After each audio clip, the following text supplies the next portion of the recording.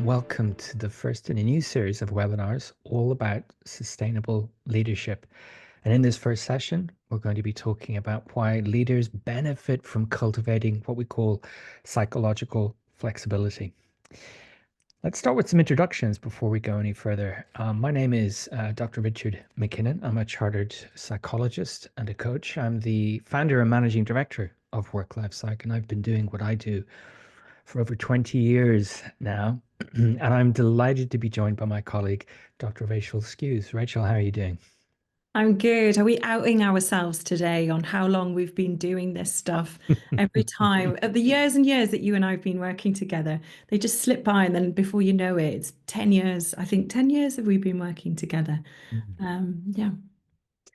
So you're almost certainly watching a recording of this, but I want to let people know as they join, we're recording this. I will be sharing all the resources from this afterwards as well, a digital copy of the slides we're going to walk through, as well as signposting some other resources that we will reference as we go through. And I'd encourage people to ask their questions, whether you're watching this live or you're watching it in 6 months' time. We'd love to hear your questions all about this key topic of sustainable leadership and how it's supported by cultivating psychological flexibility. Let me give you an overview of what we're going to cover in this session.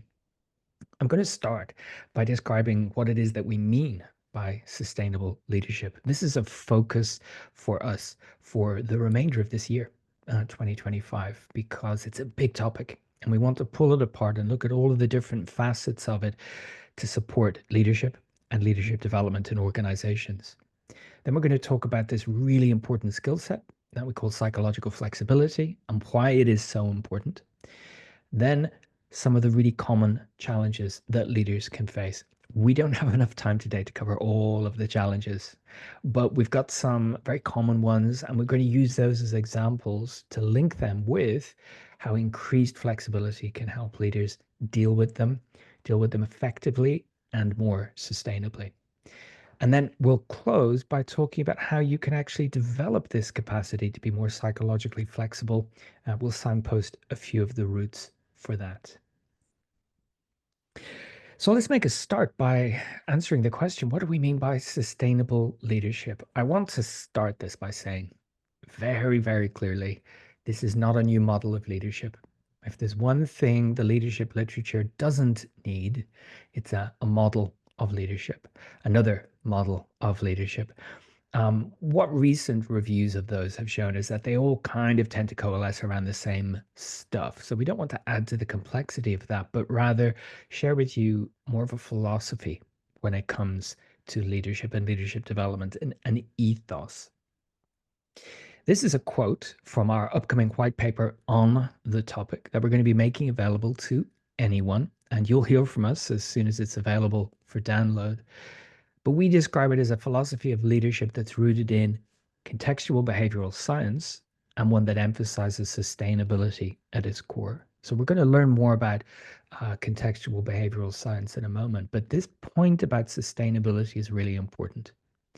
Tomorrow, we'll be publishing the first podcast episode in a series all about sustainable leadership.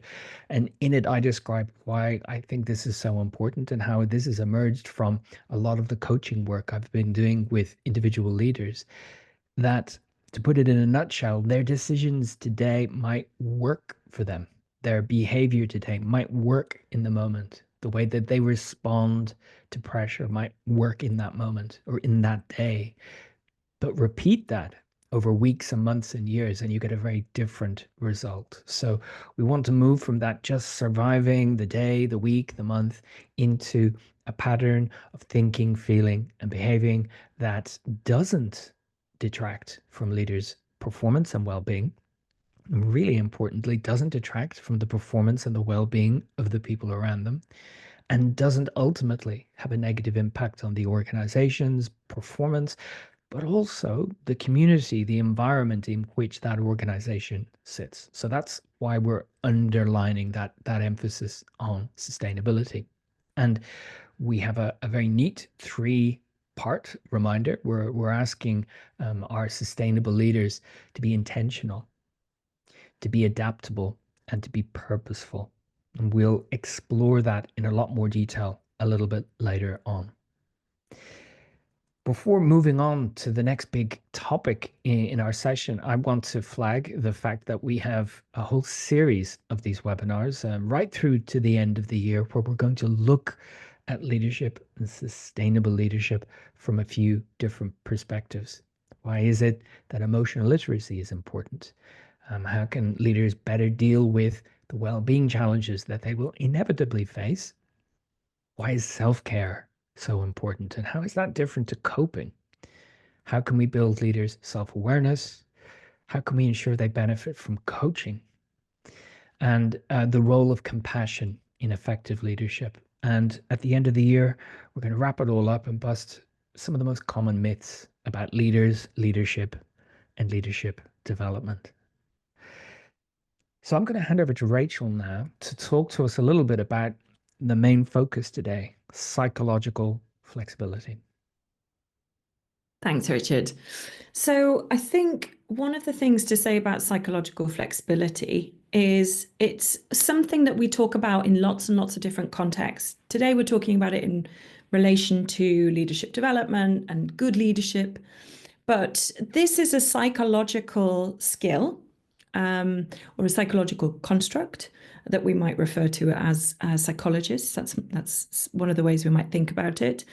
But it's something that we can develop. Now, not everything that we have as human beings is developable. You know, our personality tends to be pretty fixed.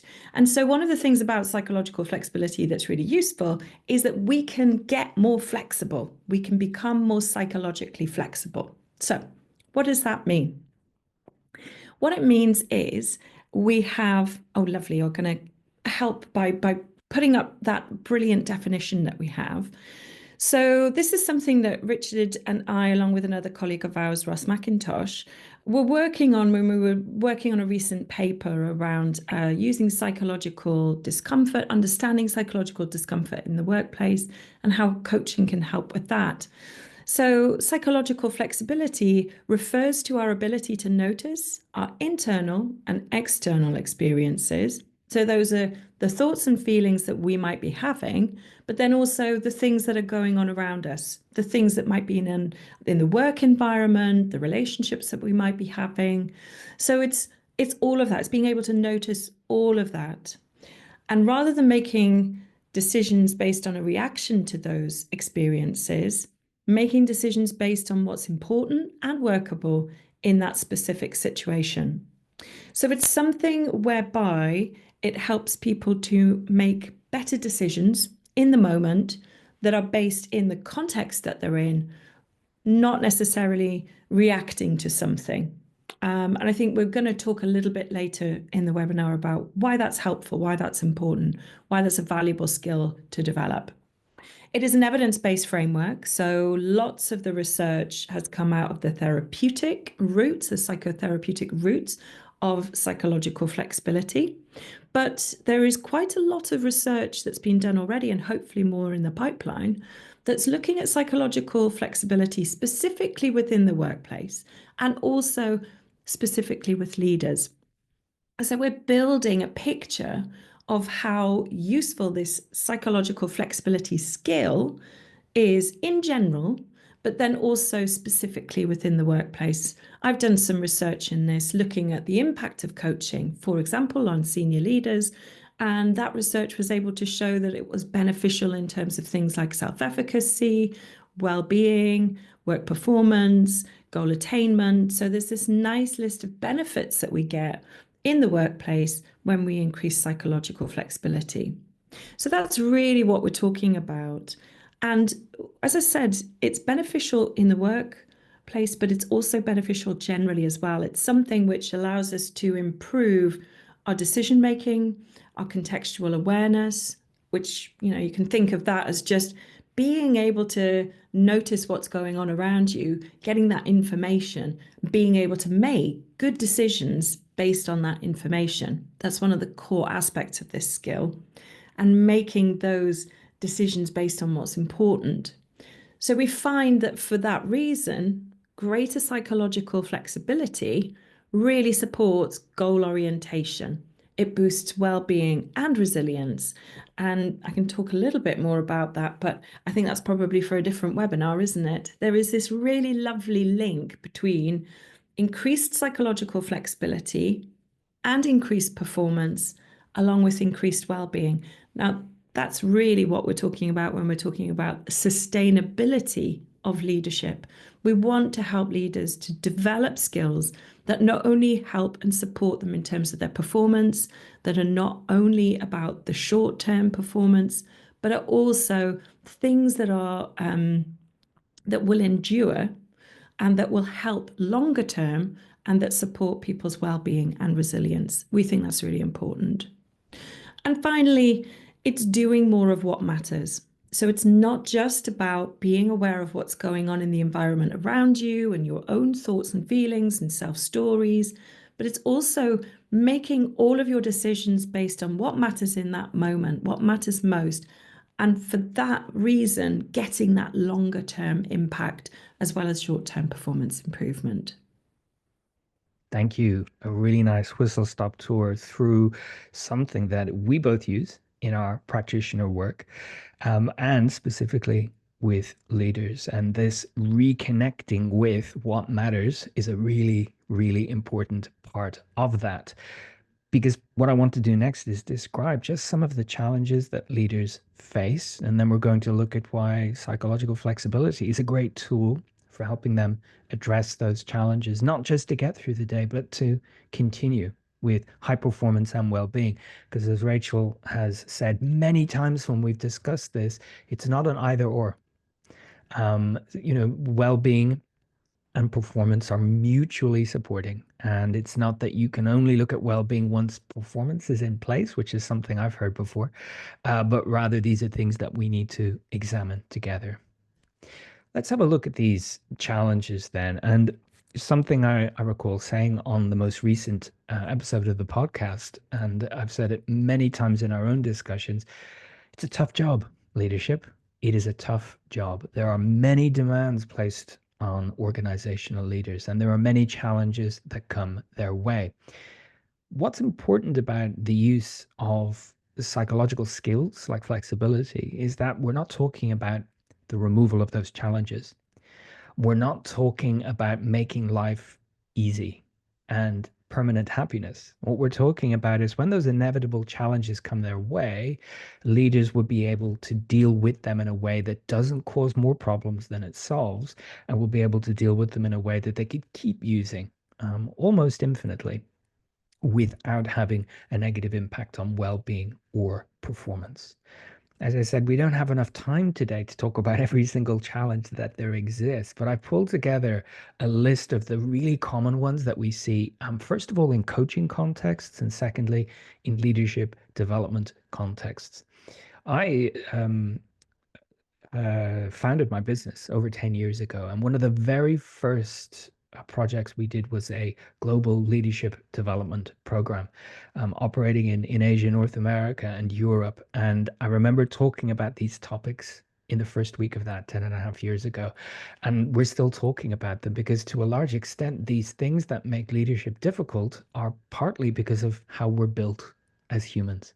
So, for example, it's so easy for leaders to get dragged into focus on detail that they needn't concern themselves with. Sometimes because that was what they were really good at before they stepped into a leadership role. Sometimes it's a function of their personality. Sometimes it's because they have high standards and someone else isn't doing it the way that they would do it. But what do we want from our leaders? The big picture, the scene setting, direction setting, signposting, not getting into the nth degree of detail. And this can move people's focus from what really matters as a leader to focusing on what's less relevant, but also eating up all their time, their attention, and their energy. And so they've got nothing left in the tank to focus on what they're there for.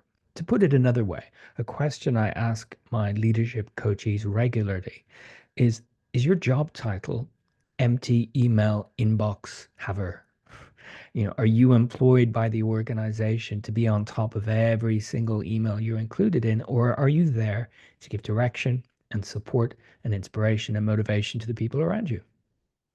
Secondly, a really well-trodden path to problems with leaders is overplayed strengths. And this can ultimately lead to what we call career derailment, where maybe something like a focus on the detail, a focus on being rule following and being organized and methodical got you to a middle management position. But overplaying that when you're faced with the demands of a leadership role might mean you come across as inflexible and too focused on the detail. The last thing that we want from our leaders. It may be that when you face challenges, everyday life challenges, you use unsustainable or unhealthy or maladaptive coping strategies.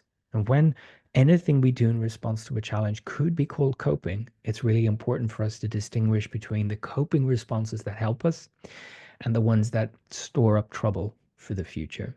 So we might make a distinction between someone using something helpful, like social support and talking through a problem with someone else, versus the use of substances, for example, and put that in everyday terminology. If you go to the pub every day after work to cope with difficulties, at some point that's going to cause problems.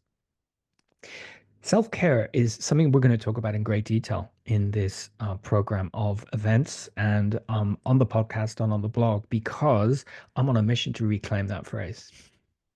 So much of the time, self care is thought of as a luxury, as treats, as something that is inherently fun to do.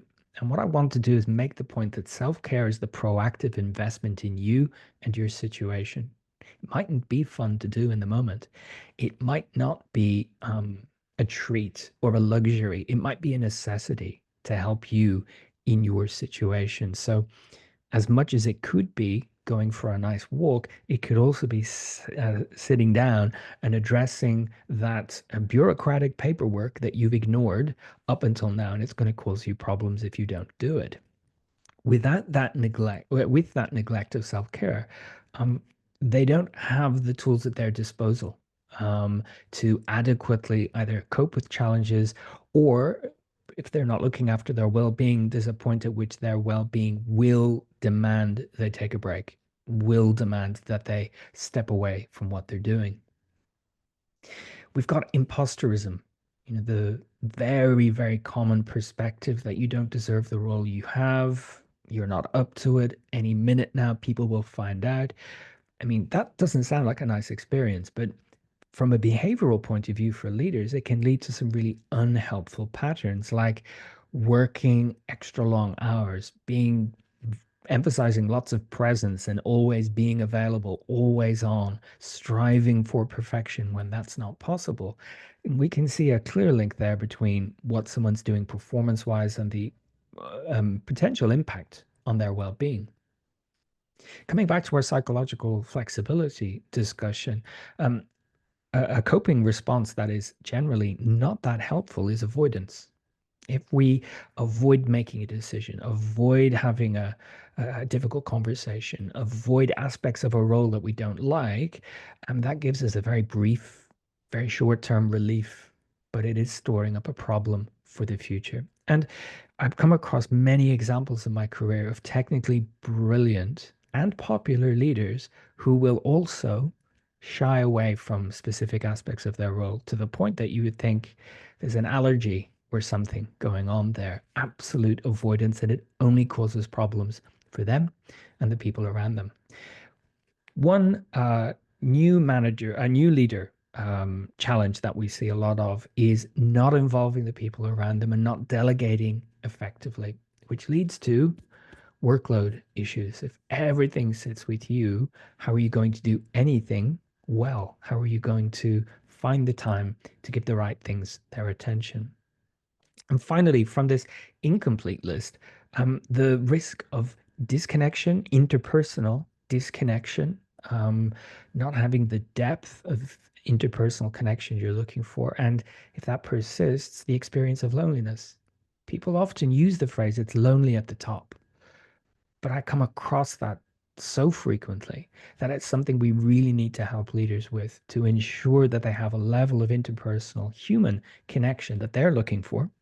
And that is something that we differ in and how much we're looking for. But if we don't have enough, We will experience loneliness, and we have piles of research to demonstrate the toxic impact of loneliness on our well-being, um, including our physical well-being. So when we know the challenges that leaders face, we have options. We can either wait around for them to experience them, to experience stress and strain and potentially burnout, and then step in to support them, or, as we would prefer to do, equip leaders to deal with these things much more sustainably so that we don't get those negative health and performance outcomes that we've been talking about. So let's talk a little bit then about how the psychological flexibility skills help our leaders to deal better with these. What we're going to do is walk through the model of psychological flexibility. And what I do is take the six component skills and divide them into three themes. It's a little bit easier to remember, even easier to remember than our own working definition that we shared a little bit earlier on. So, Rachel, I'd invite you to jump in at this point. What about this theme of showing up? How does this help organizational leaders better deal, more sustainably deal with the challenges we can expect them to face? Yeah. So this set of skills, present moment awareness, you'll see the titles on the screen there, and a flexible self-concept, they come together to be this idea of showing up. So this is probably one of the really foundational skills that we would work with leaders on. And it's about being very intentional. It's about who do you want to be in that moment? And what is it that is kind of going on? Can you really get connected with what's showing up for you and also how you are showing up for others? So these skills are similar, like you might be getting a sense of, some of the mindfulness skills or various other techniques that you can use to really get that present moment awareness and perhaps flexible self-concept too. So those are the kinds of things that we would be encouraging people to do. Let me tell you a little bit about each of these processes or skills in turn. So present moment awareness, why is this important for leaders? What we are brilliantly adapted to doing as human beings is this kind of idea of mental time travel. So what we can do is we can go into the future. I can plan, I can think about pitfalls to avoid. I can draw on my previous experience and think and predict about what I might need to do in a particular situation. It's an amazing skill. We can also, as I said, reflect on the things that have happened to us before. Really fantastic skill that we have. We're talking here about something slightly different. We're talking about, instead of that mental time travel, being able to be in the here and now. And having just said what an amazing skill the time traveling is, and I think it's something, as psychologists, we're still learning a lot, but we think this is something that is relatively unique to humans. It's humans that do this. So why would we want to put that skill down and be in the here and now? Okay, sometimes this mental time traveling can actually derail us a little bit. It can get us a bit stuck. For example, if you've ever been one of those people who wakes up at 4 a.m. and starts thinking about the things that they need to do or the things that have happened and ruminating on the past, you'll know how disruptive that is to your sleep. This is about being able to use the right skill at the right time. It could be that 4 a.m. wake up, which happens to a lot of us, and being able to kind of notice that, maybe put it down. It could also be in an important meeting, instead of being hijacked by the thoughts of things that may happen or the things that have happened in the past. It's being able to be in the here and now. So being able to be very present, very connected with what's going on, being fully engaged in the present moment. It sounds so simple, but it can be very challenging when we have quite loud or difficult thoughts or feelings, when there's a lot of pressure on us, when we care about something deeply. So this skill of present moment awareness is really helpful for leaders. It gives them that moment of choice to say, is this a moment where I need to be planning? I need to think about what I've learned before and, what predict what might happen and think about how I'm going to tackle that. Or is this a moment where I need to be fully present and I need to be in the here and now? Is that going to serve me better? So it's practicing and developing that skill. In terms of a flexible self concept, this is very much about what I refer to as our relationship with ourselves. And I think as I become a little bit older and wiser, and I've had a lot of life experience, I've worked with lots of people, I've started to realize that this is so important for us. So let me try and explain why I think that the relationship that we have with ourselves, that kind of internal dialogue, maybe it sometimes shows up as, or it could just be the beliefs that we have about ourselves. It could be the kind of person that we want to be in a particular situation or in a particular moment. Having this flexible self concept is firstly all about being able to notice some of those stories. So that's the first aspect. And then the second aspect is also about being able to maybe even change our relationship with some of those. So thinking about the things that we might think that are true about us, but could be holding us back. Um, a really common example might be, as Richard was talking about, this idea of imposterism, this idea that somebody is going to, realize I don't know what I'm talking about, or I'm going to get found out in some way. Surprisingly common. And in fact, I think I've yet to meet anybody who has never experienced that in some situation. So, working with that example, why is this flexible self concept useful? It's helping us firstly to notice that we're having that internal dialogue, that we have that thought, and then maybe thinking about whether or not it's helpful, and also thinking about where is it coming from. So that thought of imposterism in the coaching work that I've done, most of the time what we realize is coming from a place of caring very, very deeply about what you're doing.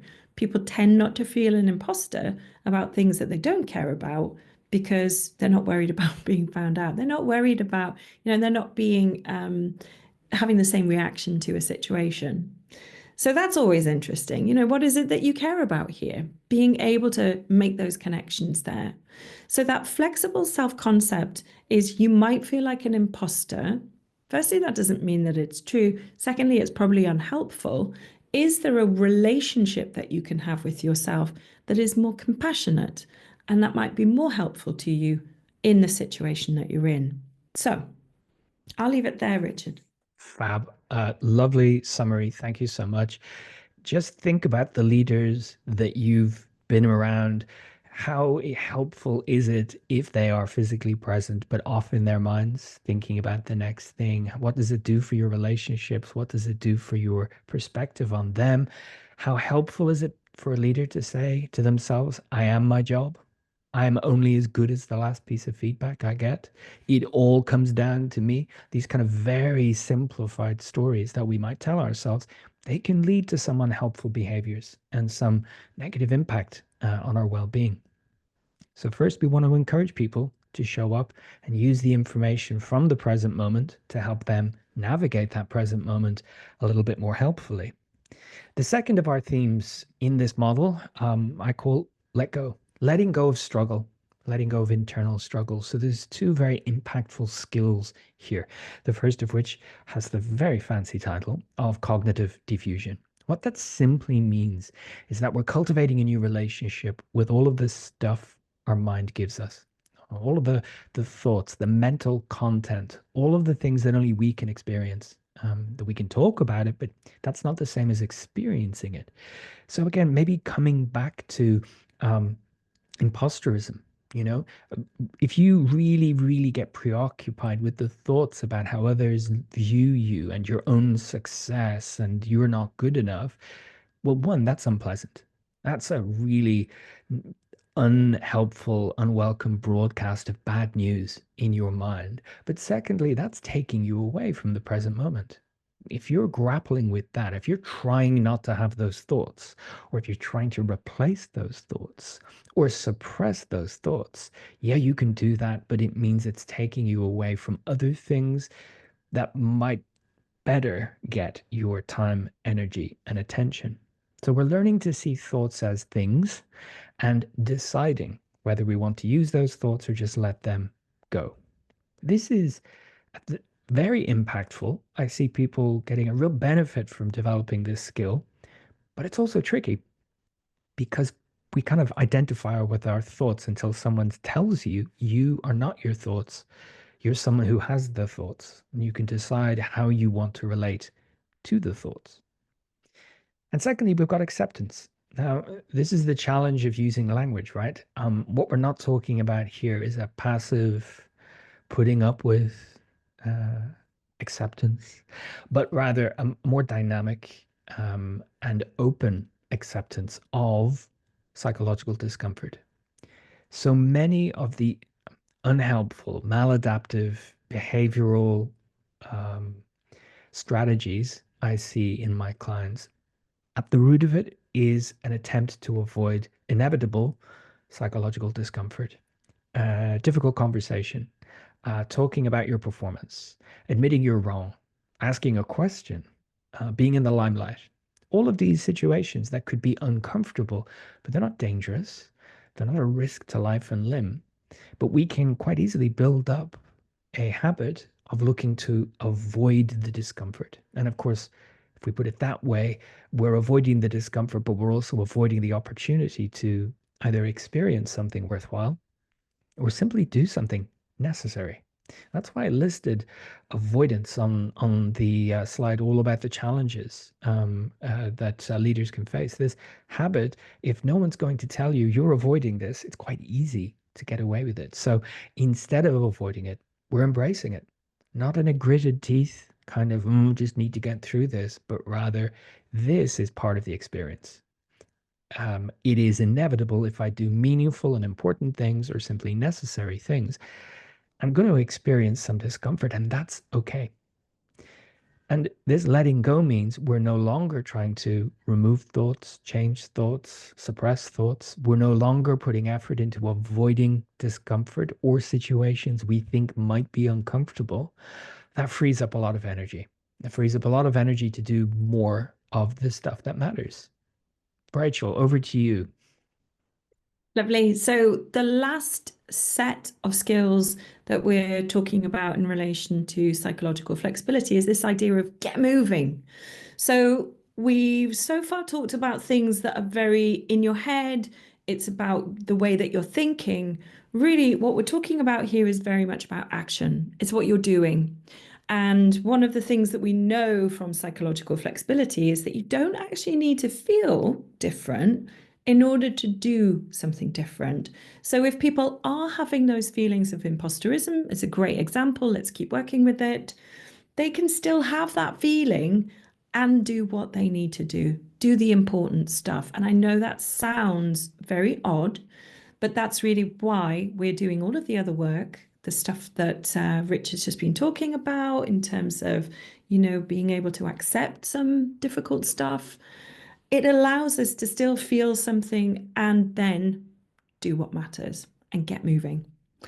So these two skills, they're focused around clarity of values and committed action. So I'll talk a little bit about each of these and just give you a flavor of what they're about.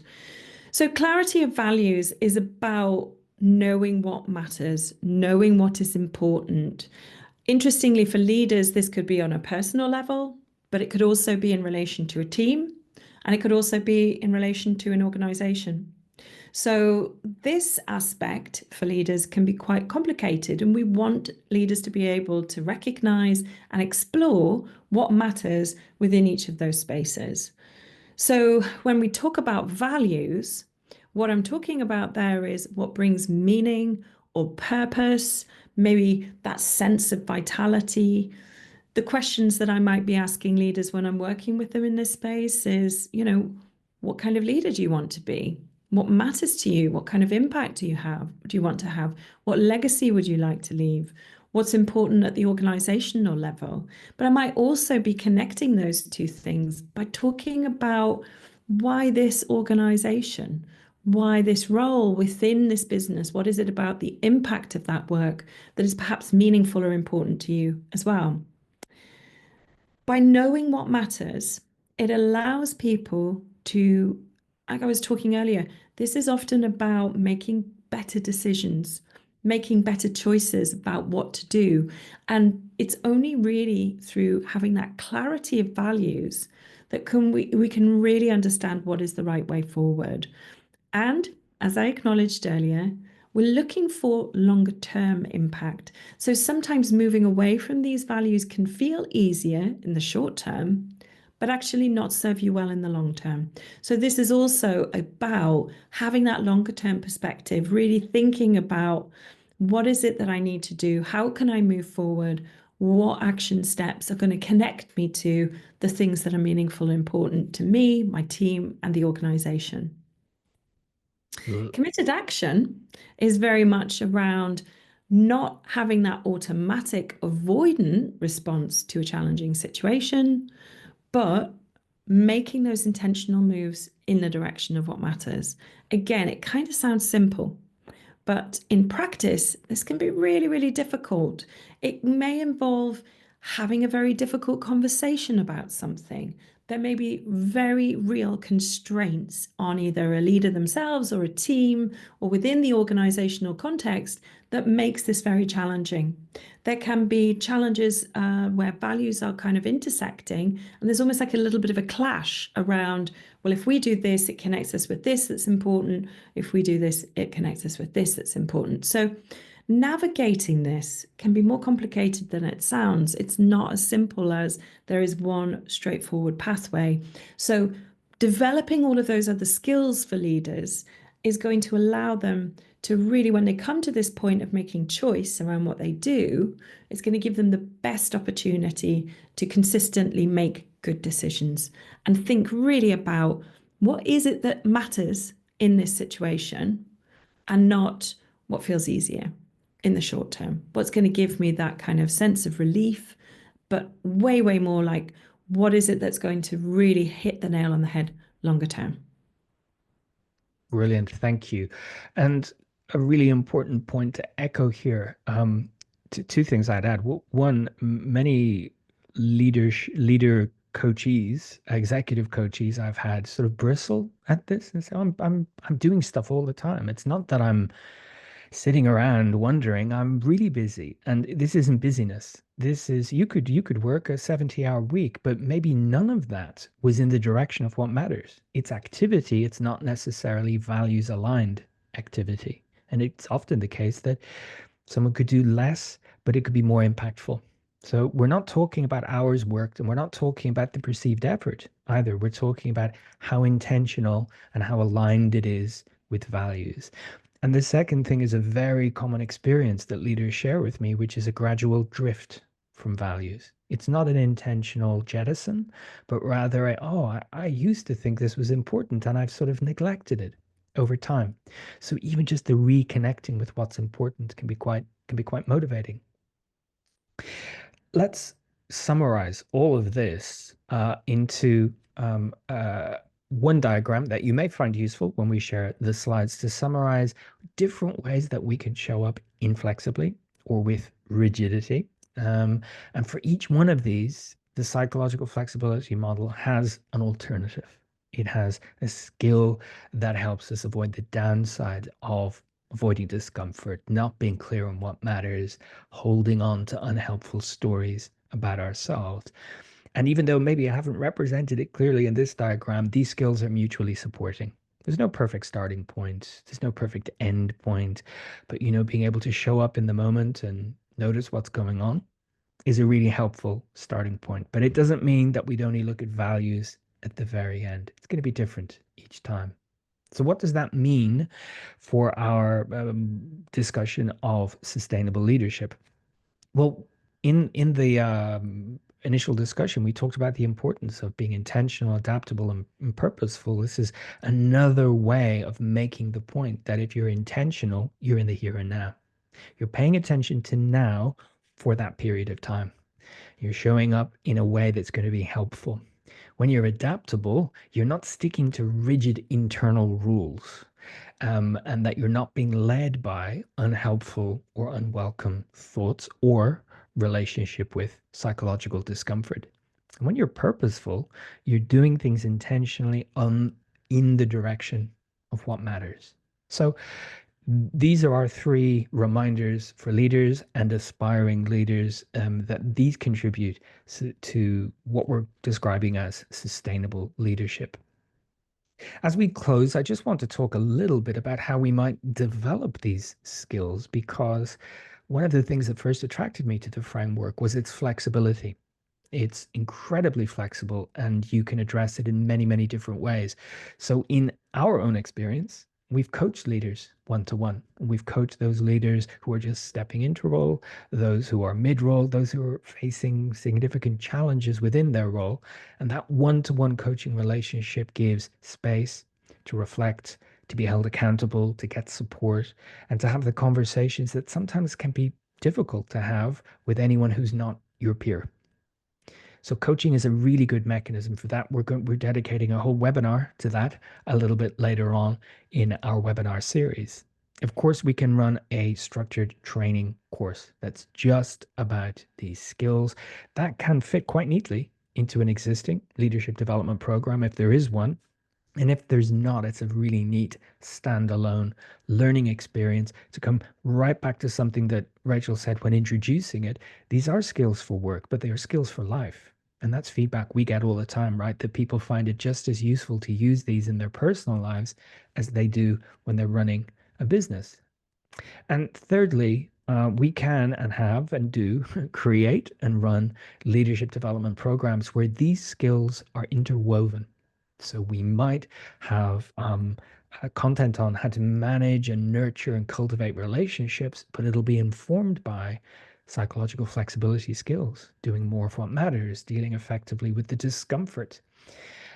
So there are so many different ways that these skills can be imparted. We're passionate about it because we know they work. We can see the results, and we can also see how relatively straightforward they are to acquire. Rachel, anything to throw in at this point before I wrap up the first of our webinar series? I think the only thought that is coming back for me is the fact that we all do this.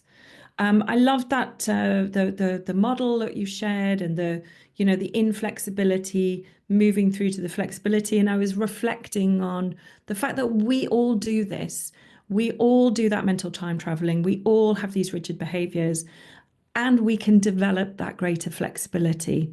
So, none of us are perfect.